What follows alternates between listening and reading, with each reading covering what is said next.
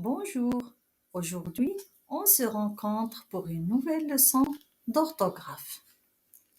Alors comme vous savez en français, nous avons des mots qui se terminent par des consonnes, mais ces consonnes ne se prononcent pas. Eh bien c'est pour ça qu'on les appelle des consonnes muettes. Alors la question est la suivante. Comment je vais savoir qu'il faut écrire une consonne à la fin d'un mot? Regardons ensemble. Alors, nous avons deux façons. La première, on doit chercher le féminin du nom ou bien de l'adjectif. Par exemple, petit, son féminin c'est petite. Grand, son féminin c'est grande.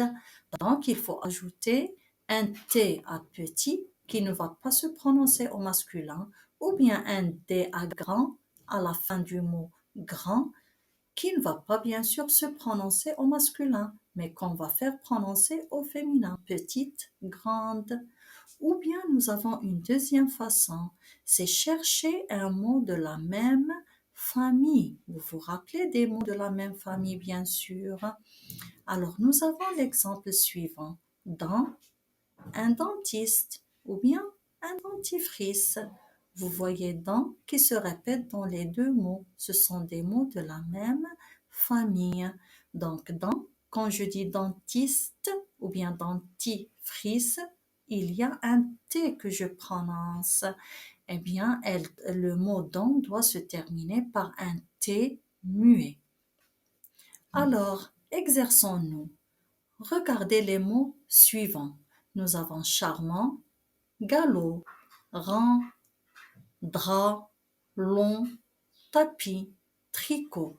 Ce sont des mots qui ont des consonnes qui doivent s'écrire avec une consonne à la fin de ces mots, mais cette consonne ne va pas se prononcer. Comment on va le savoir?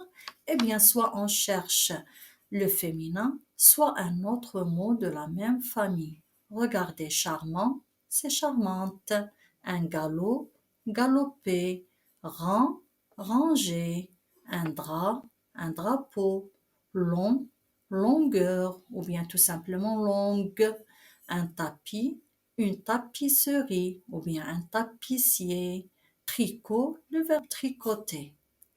Alors, pour savoir comment écrire, il faut tout simplement faire des autodictées pour mémoriser l'orthographe de ces mots. Voilà pour la leçon d'aujourd'hui. Au revoir, à bientôt.